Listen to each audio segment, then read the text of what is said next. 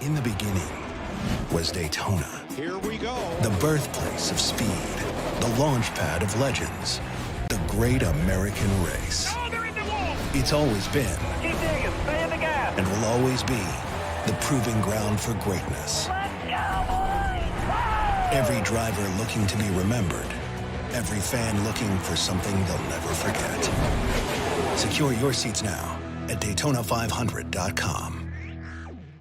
Roll Tide and welcome to this Tuesday edition of Crimson Drive, driven by NASCAR. This is Roger Hoover. Great to be with you from our Tuscaloosa studios as we look back to Alabama's win against Arkansas and look forward to this Saturday, the third Saturday in October.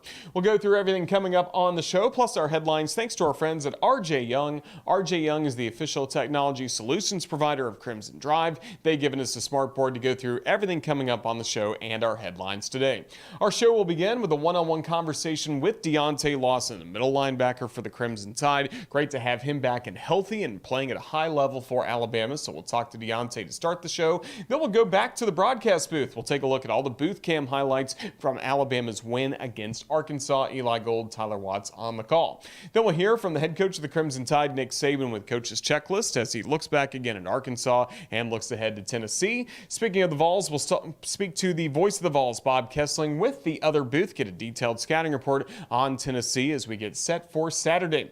Then we'll close out the show by taking a look back to last night's edition of Crimson Tide Rewind, live at Baumhauer's in Vestavia. The full show is available on demand on our YouTube channel, but Corey Reamer and I had a really fun conversation about the Arkansas win and what's coming up against Tennessee.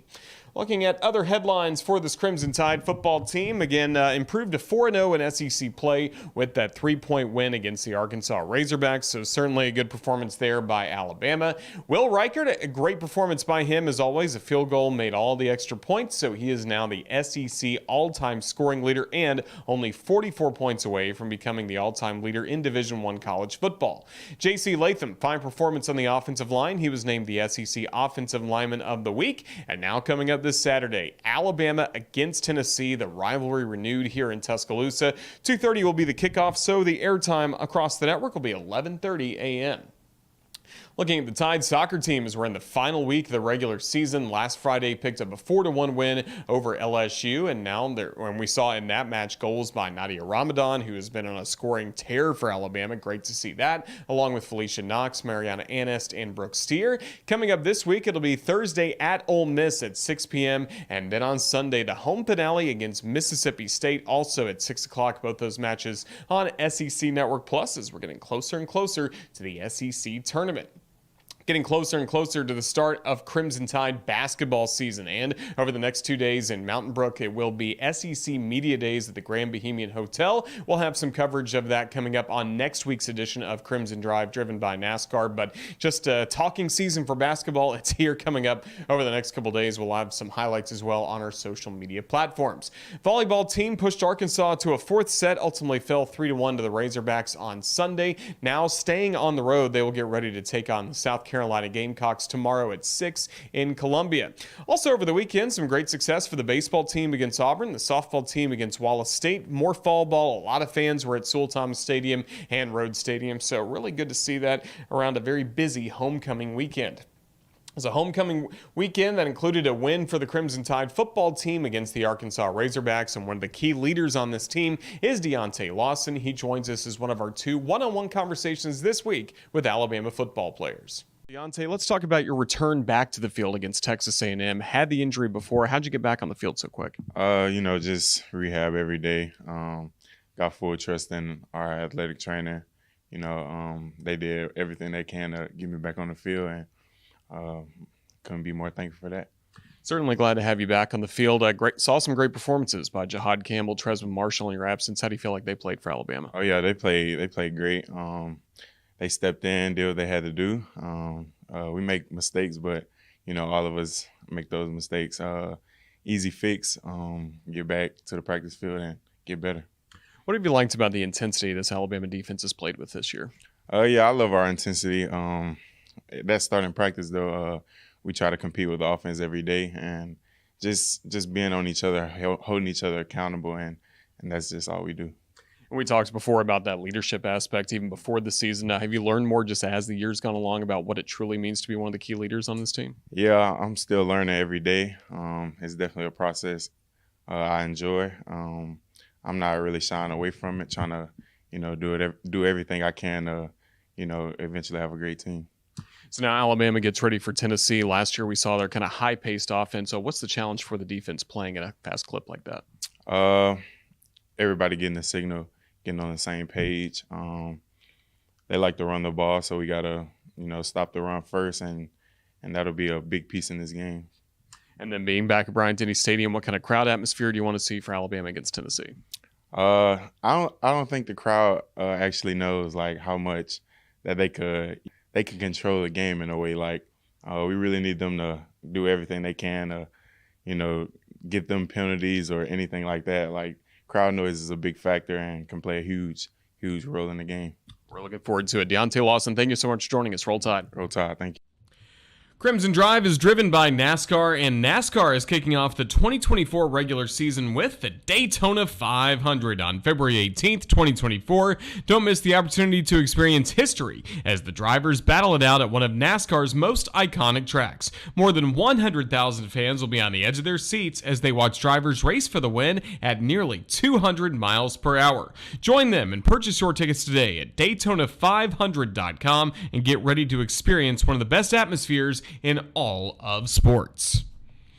We continue on Crimson Drive, driven by NASCAR. We had a great atmosphere of our own at home for homecoming this past Saturday as Alabama welcomed in the Arkansas Razorbacks. Crimson Tide got the victory by 3 as that game really went down to the wires. So we had a dramatic ball game to call here on the Crimson Tide Sports Network, and we always have the Royal Furniture booth cam streaming live during each and every Alabama football game on our YouTube and Facebook channels. So we invite you to join us live for Alabama games, but in case you missed it, here's a look back at all the great moments from Alabama's win against Arkansas with Eli Gold, Tyler Watts, Christian Miller on the call. We're underway as the kick goes sailing into the end zone, and it'll be a touchback. Now the snap. Here's Milroe. Loads up long, looks, has a man wide open midfield, taking it to the house. Kobe Prentice, touchdown, Alabama, 80 yards. Huge throw there from Jalen Milroe. Kobe Prentice was able to sneak around his defender as the safety rotated over towards Jermaine Burton and left him wide open. Extra point by Reichard is up and good, and that extra point has just made Will Reichard the all-time scoring leader in the Southeastern Conference. Here now Milroe loads up again, looks to the right sideline, and it is caught and coming down is Jermaine Burton. Here's the quick snap, handoff. Bama's players are saying the running back is in, and now the official throws his arms in the air. Touchdown, Alabama. Touchdown, Jace McClellan. Wideouts either way. Jefferson looks left, looks right, looks down because he is covered up by crimson and white. Trey Amos came on a corner fire, and I think that caught KJ Jefferson's eyes. It was picked up, but Jamarian Latham did a incredible job of just hustling. Yep. Nowhere to go with the ball downfield. This defensive front continues to play well. 4:47 to go in the half. Milroe looks, has a man open. Touchdown, Alabama. Amari Nyblack, the tight end. He was open for 29 yards. They totally lost sight of him, and Alabama adds to their lead. So much pressure on the secondary for Arkansas. You rotate Jam Miller out to the edge. Arkansas rotates over, but they don't have enough safety help. Nyblack lines up on the left side. He's the third guy in. You take account for Burton and the other wide receiver, but Nyblack is able to slide down that seam completely wide open. The snap, the give to Jam. Big hole, left side, 30, 35, 40, and he's out across the 40 to the 45-yard line. Now Roydell Williams is back in. He gets another handoff. He finds another hole down the left sideline. He's to the 30. He's to the 20 down the left sideline and out of bounds.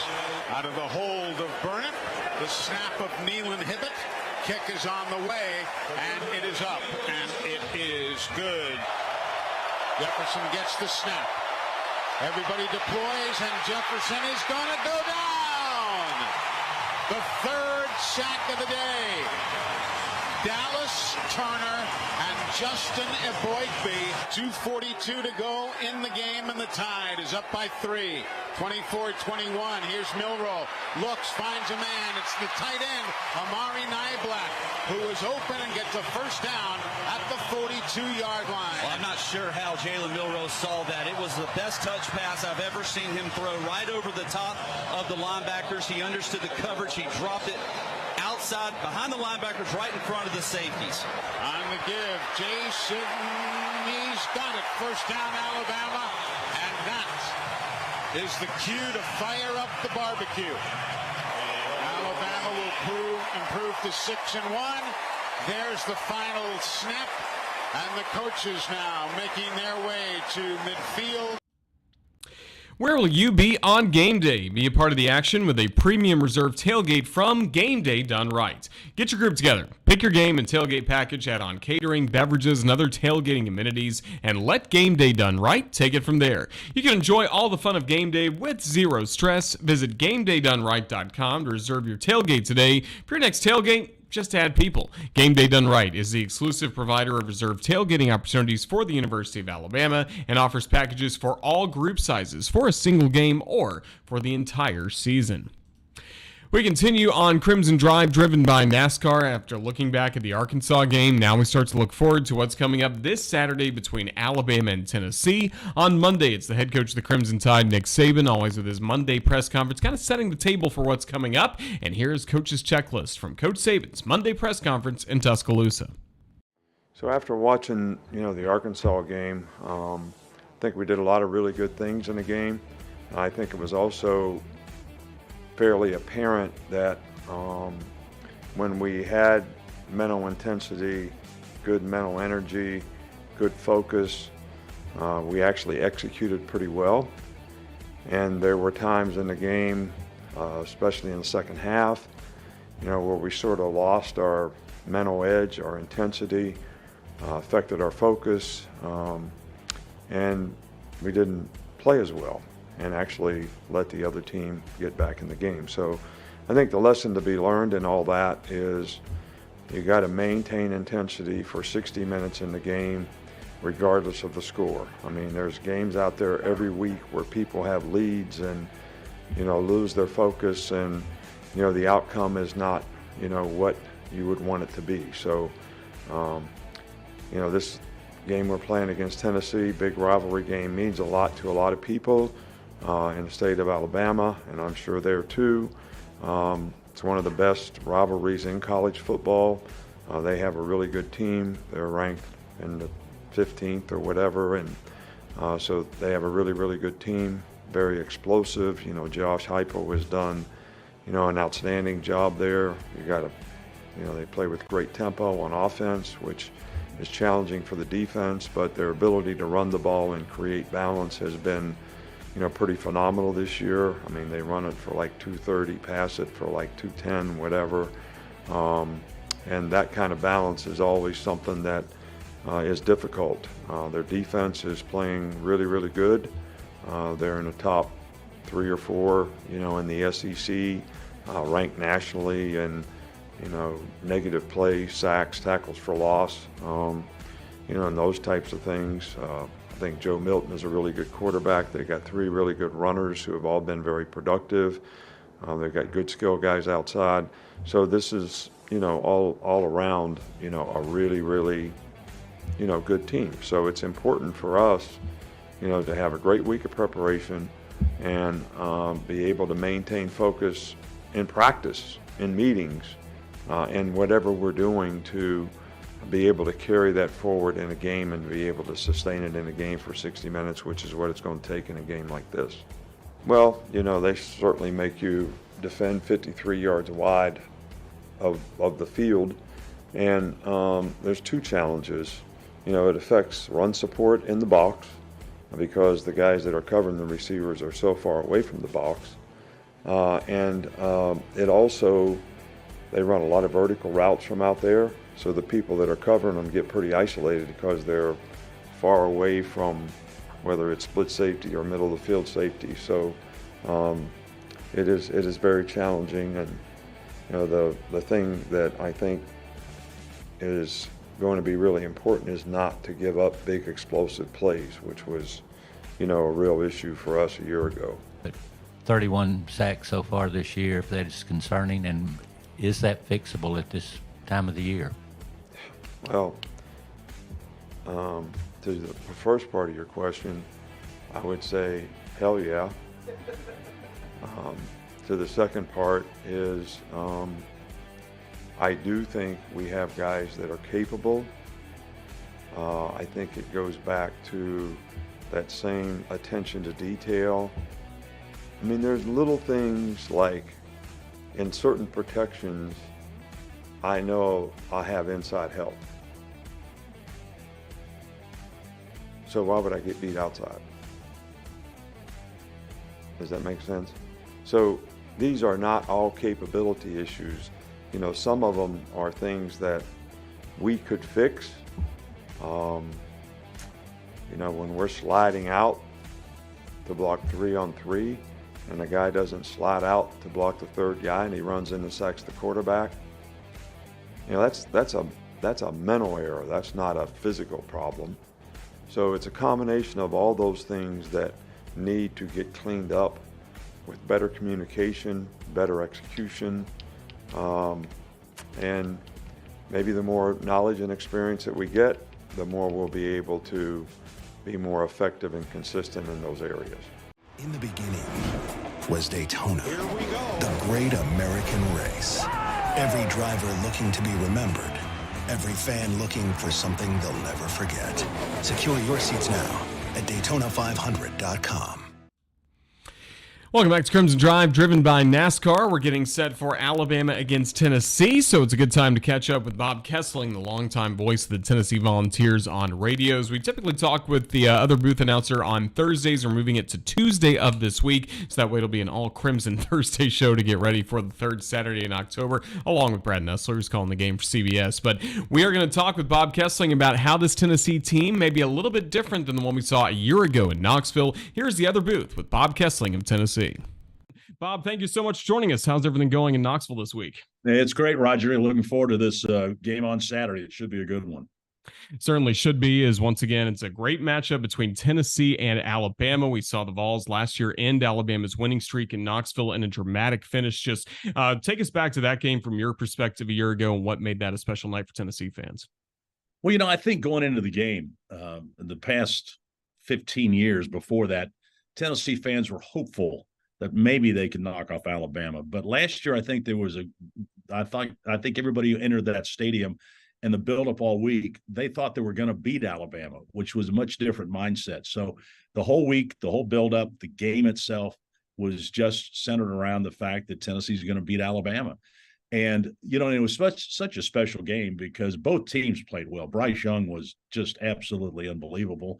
And so was Hendon Hooker and Jalen Hyatt. And so it wasn't a matter that one team lost the game. It was the fact that Tennessee just beat Alabama, made the plays down the stretch, the great pass to Brew McCoy set up the game-winning field goal, and then Chase McGrath came in and knocked it through. So it was just a great win for Tennessee, and I think really restored a lot of the confidence, the tradition, and the pride in the program. So it was a huge win.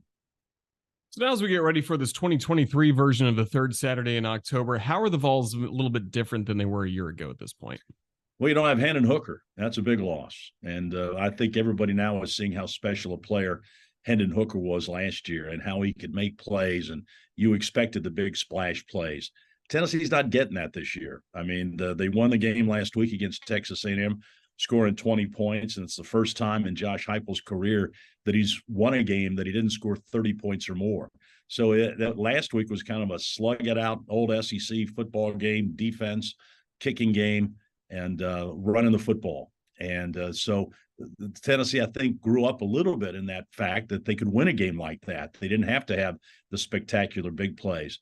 And I expect the game coming up is going to be just like that. I think it's going to be a line of scrimmage game. Running the football is going to be really important, not making mistakes and trying to come up with a big play here and there. And I think the team that can do that will win the game.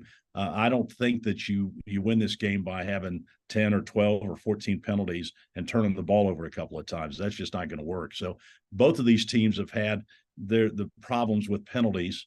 And so Tennessee had 12 last week. And still won the game. Well, I don't think you can do that against Alabama. Tennessee's only given up 11 touchdowns, its fewest mark in the SEC. Just what makes this a really strong defense under the direction of defensive coordinator Tim Banks? Well, Roger, a couple things. They've got a lot of veteran players on defense, and they have a lot of depth in the defensive line. So they keep guys fresh. And they've had a couple of guys that have really emerged as SEC players. Tyler Barron's been around for a while, but has not played at this level during his career at Tennessee. He's flying all over the place, and they move him around. He'll be outside, but then they'll move him inside to rush. James Pierce, they always thought he was going to be a really dynamic player off the edge. Well, he's turned into that SEC Defensive Player of the Week with his pass rush last week against Texas A&M.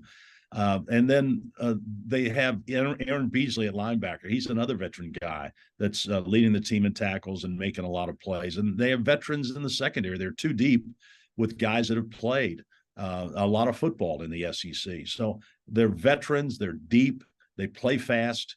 They affect the quarterback, and they play usually in the other team's backfield. And one thing they've improved on this year, I think, too, Roger, that's really helped is that they're able to get to the quarterback with only their 4 guys down. They don't have to blitz a lot of guys, and that's really helped in the coverage, the pass coverage. So it's a much improved Tennessee defense. The numbers will point that out, and the fact that they've been very efficient, very aggressive, and they've made a lot of plays affecting the quarterback.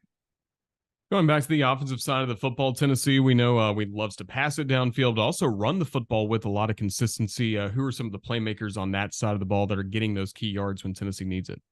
Well, Josh Heupel will tell you he wants to run the ball. Everybody talks about his passing game, but he said he wants to run it. He wants to spread you out, see if you'll get guys out of the box, and then he runs it. And Jalen Wright has emerged as one of the top running backs, not only in the SEC, but I think in the country. He's got 4 100-yard rushing games this year. He's hard to break down. He attacks the line of scrimmage. He's very patient and is able to make yards. And then they have Jabari Small, who's a veteran guy, a senior. And then they've got the speed back and Dylan Sampson. So they have 3 different running backs. They rotate those guys. Each one brings something a little bit different. But last week, and I don't think anybody would believe this unless you bring it out to Tennessee leads the league in rushing.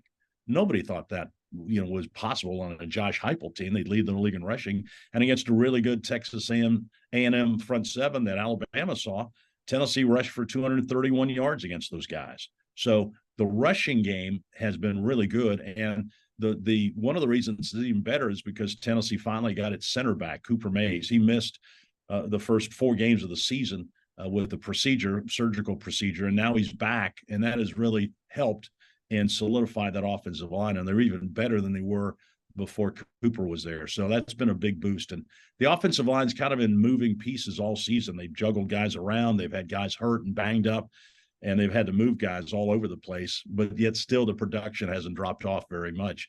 So that's a very good compliment to Tennessee's offensive line.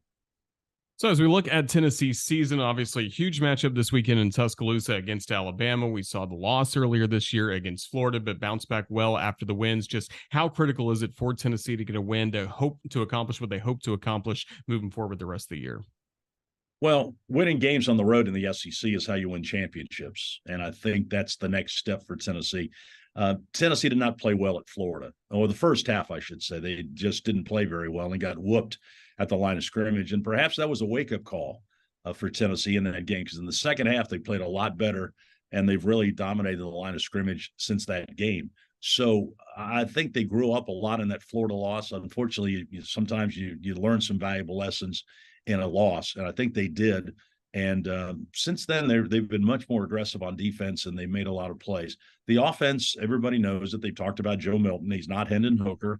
Nobody expected that to happen this year, but they did expect Tennessee to get a lot more splash plays than they've gotten. And they just haven't had those dynamic plays like Alabama saw Tennessee with Jalen Hyatt last year, just play after play after play. That hasn't happened.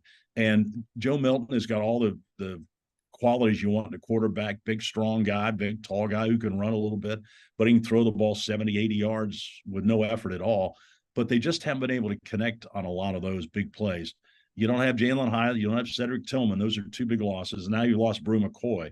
So they're hoping that somebody steps up and starts making those big plays that Tennessee, that's been lacking in this offense so far. Should be entertaining. Alabama against Tennessee coming up on Saturday. Bob Kesling, just thank you so much for your time giving us a great scouting report on the Vols. We look forward to seeing you in the other booth coming up this weekend. But thank you again for your time. All right, Roger. Always great for the third Saturday in October. Always great with Tennessee and Alabama. And we'll see you on Saturday. Crimson Drive is driven by NASCAR and the 2024 Daytona 500 just around the corner. And you won't want to miss this once-in-a-lifetime experience. Bring the whole family and purchase your tickets today at Daytona500.com. Before we close out this edition of Crimson Drive driven by NASCAR, we want to take a look back to last night at Baumhauer's Victory Grill in Vestavia Hills. I was joined by Corey Reamer for Crimson Tide Rewind presented by the Alabama Department of Public Health. We always have a fun time breaking down Alabama wins. Looking forward to what's coming up for the Crimson Tide in front of a huge crowd at Baumhauer's. So here's just a sample of the full episode, which you can listen to on the Alabama Insider podcast. You can also watch on demand as well the full show on our YouTube channel from the Crimson Tide Sports Network. But here is a sample of what you may have missed last night. This is Be Kind, Crimson Tide Rewind. Glad you're back. Glad we get to talk about another Crimson Tide win. Yeah, absolutely. I mean, I don't know what it is. Every single season every single week these last two seasons, it seems like we're just like a broken record. We're just excited about being able to get the wins. It's not been in the dominant fashion that we're accustomed to, but there were a lot of good things to take away from this game. I thought we looked extremely well. We knew going into it, 11 o'clock kick. You just finished up a game against Texas A&M, which was a tough one on the road. Huge victory for this team to go on the road and get that one. And then you also got Tennessee coming in now this week, and you've got this Arkansas game. And a team that's on a 5-game losing streak coming to Tuscaloosa, 11 o'clock kick. A little hangover from Texas A&M maybe, or looking forward to Tennessee. How ready and prepared was this team going to be for this game? And, they came out and started about like we expected them to. It was pretty slow early on, but they got things going in the late first quarter, and then most of the second quarter, this team looked dominant. They were doing exactly what you wanted them to. Defense was playing well, causing a lot of 3-and-outs. Offense was moving the ball with the run game, which, previously in the week before against Texas A&M, we couldn't establish the run at all.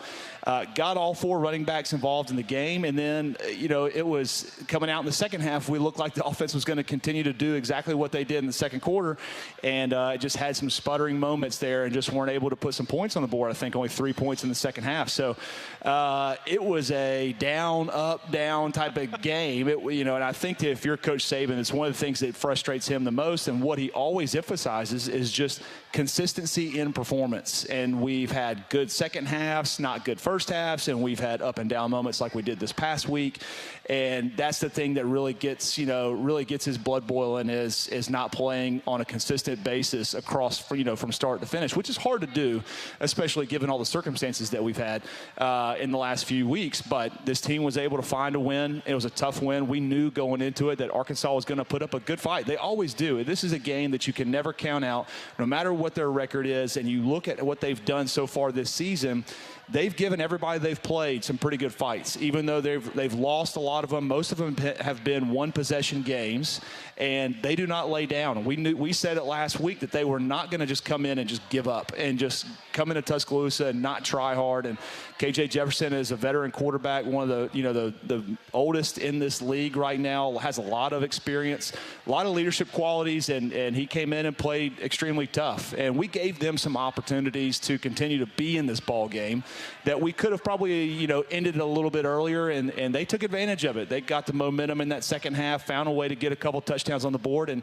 had a chance to tie or take the lead in the ball game late in the fourth quarter. They were down 3 with almost 10 minutes left to play. So it was a good one. We'll take the win and we'll move on. And now it's Tennessee weeks. The Crimson Tide now getting set for week number 8 of the season. Already it's here, and Alabama again playing 8 games in a row. The opponent for this week, Tennessee, this will only be their 2nd game in a row after a bye week. How tough is it to play 8 straight weeks? Yeah, it could go both ways. Sometimes you need a break, and you got some injuries that you're fighting. You're trying to get some guys healthy. It's been a long season. They've had some physical games, and then other times it's hard to take a break just because it's hard to get geared back up and start going again. And it feels like this team is in a good spot to continue to play this week. They've had Arkansas last week, Texas A&M. They've had a long stretch of games here, and I'm sure they're excited about an opportunity to get a break. But it seems like they're primed for one more game before they have to turn around and take this off week. Sometimes you can just tell. You're watching them on the field. You can just tell they're a little bit lethargic. They're not moving as fast. Their attention to detail is not as good. But this team seems to still be plenty focused and have plenty of energy. I think it's a lot. It's attributable to the depth that we've got at a few different positions. We've been able to keep some guys fresh. We do have some injuries that we hopefully will see some guys out there this weekend. Malachi Moore being the one that comes top of the mind. He's a guy that is just a leader of that secondary, and we did a great job of playing a lot of different guys at different positions last week, but hopefully he's able to make it back for this Tennessee game. And you saw Tennessee take advantage of their bye week. They had Texas A&M at home after losing to us the week before, and they took care of business in a pretty tough game. So I think both teams are coming off of some pretty hard-fought wins, and it's going to be interesting to see how everything shakes out on Saturday. But you can't look forward as a player. You talk about looking forward to different opponents. You can't look forward to that off week. You start thinking about it a little bit too much. You're excited, but I don't think this team is in that position. We've seen it in the past where teams you could just tell they're tired and they're just ready to get a break, and they're just beaten up from some physical games, and we're just not there yet. So hopefully we'll be able to show up and play a clean, consistent, solid game across the board before we have next week off. Yeah, you mentioned the injuries. Malachi Moore coming back from an ankle injury, was able to go through pregame warmups, did not play ultimately, so hopefully that's a good sign for what he can do coming up this week. And then it was great to see James Burnip come back and punt effectively. Yeah. I mean, you got to give credit to, we talked about kicking game a little bit a minute ago, and Arkansas has an effective kicking game. Those guys are some studs. That field goal kicker gives Will Riker to run for his money. Good to see James Burnip back. He's definitely a game changer for this Alabama team in the way that he can flip the field. And you got to give him a lot of credit for what he's done in this offseason. He is a completely different player than what he was a year ago. I don't know what he's averaging on the year for distance-wise, but wherever we're positioned on the field, he finds a way to really pin guys deep. We get a lot of balls that are stopped before the goal line, making the opposing offenses play backed up, or he can flip a field position pretty quickly. So good to see him back. We said it on Monday, or we talked about a pregame, I think, about Malachi Moore only really starting to get some reps in practice maybe Wednesday of last week, and that's just tough. When you miss the install days of Monday and Tuesday when the pads are on, you got to go full speed. It's difficult for you to be expected to play for an entire game, and so good to see that he was able to go through warm-ups, and hopefully he's ready to go for this week against Tennessee. And then speaking of the kicking game, how about a roll tide to Will Riker, now the all-time scoring leader in the SEC. How about that? That's impressive, man. I don't know how many years he's been in Alabama, but I hope he's got another year of eligibility, because there's, before him, we had some years where it was questionable. We always didn't have this kind of faith in our kicking game going out there to make some field goals.